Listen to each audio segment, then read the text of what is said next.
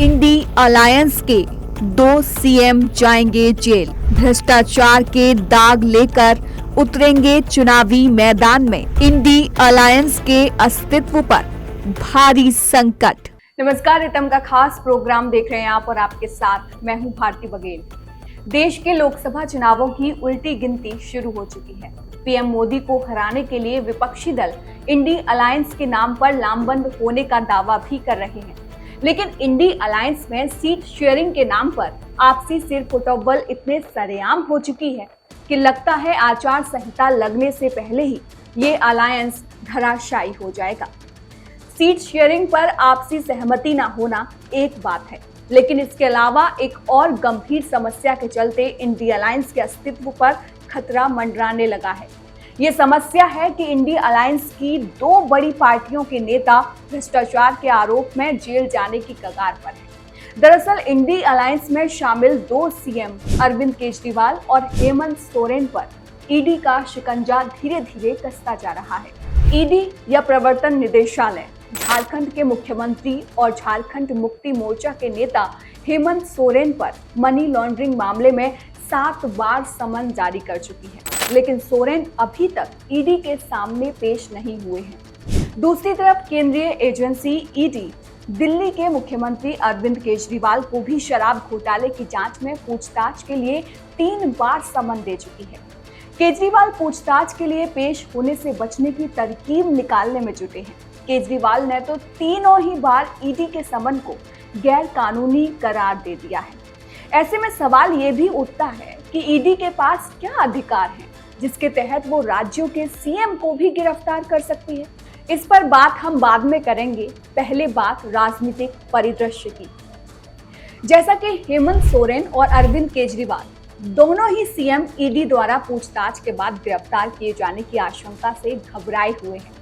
आशंका निराधार भी नहीं है, क्योंकि दिल्ली शराब घोटाला मामले में ही पूर्व डिप्टी सीएम मनीष सिसोदिया और पार्टी के राज्यसभा सांसद संजय सिंह इसी केस में फिलहाल जेल में हैं।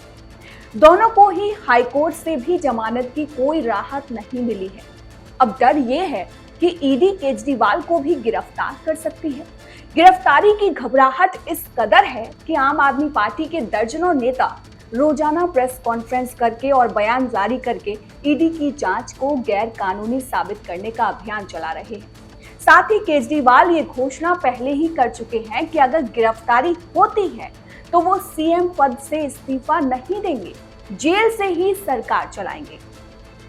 दूसरी तरफ चूंकि ईडी ने हेमंत सोरेन को भेजे 7वें समन में उन्हें हर हाल में पेश होने को कहा है, इसलिए राजनीतिक अटकलें हैं कि सोरेन ने भी गिरफ्तारी की तलवार लटकते देख राज्य के सीएम की कमान अपनी पत्नी कल्पना सोरेन को सौंपने की पूरी तैयारी कर ली है। राज्य की गांडेय विधानसभा सीट से पार्टी के विधायक सरफराज अहमद ने अपने पद से इस्तीफा दे दिया है। ये सीट जेएमएम के लिए जिताऊ मानी जाती है। अगर मनी लॉन्ड्रिंग केस में हेमंत की गिरफ्तारी होती है तो उनकी पत्नी इसी सीट से चुनाव जीतकर शेष कार्यकाल तक सीएम बनी रह सकती है। अब दिल्ली हो या झारखंड, दोनों ही राज्यों के सीएम अगर गिरफ्तार होते हैं तो निश्चित ही इंडी अलायंस को एक तगड़ा झटका लगेगा। एक भ्रष्टाचार का सियासी नैरेटिव इंडी अलायंस के खिलाफ खड़ा होगा, जिसको भुनाने के लिए बीजेपी भी पहले ही तैयारी कर चुकी है। मामले की गंभीरता को देख इंडी अलायंस की सबसे प्रमुख पार्टी कांग्रेस पहले से ही दोनों सीएम से खुद को अलग दिखाने की कवायद में जुट गई है। केजरीवाल के खिलाफ तो दिल्ली व पंजाब के बड़े नेता बयान दे रहे हैं। हालत ये है कि दिल्ली पंजाब में कांग्रेस आम आदमी पार्टी की सीट शेयरिंग की संभावना तार-तार करती दिखाई दे रही है। जब सीट शेयरिंग नहीं तो अलायंस कैसा? ऐसे में इंडी अलायंस नाम का ये सियासी ड्रामा कितने दिन और चलेगा, ये आने वाले दिनों में स्पष्ट हो ही जाएगा। अब बात ईडी यानी प्रवर्तन निदेशालय के काम और अधिकार की। केंद्रीय एजेंसी ईडी कई तरह के अपराधों पर काम करती है। पहला है मनी लॉन्ड्रिंग का मामला। मनी लॉन्ड्रिंग को रोकने के लिए ईडी कार्रवाई करती है। आय से अधिक संपत्ति मामले में ईडी कार्रवाई करती है। ईडी को इस तरह के अपराध की आय से प्राप्त संपत्ति का पता लगाने के लिए जांच करने, संपत्ति को अस्थायी रूप से अटैच करने और अपराधियों के खिलाफ मुकदमा चलाने का अधिकार है। दूसरा है विदेशी मुद्रा कानून का उल्लंघन रोकना।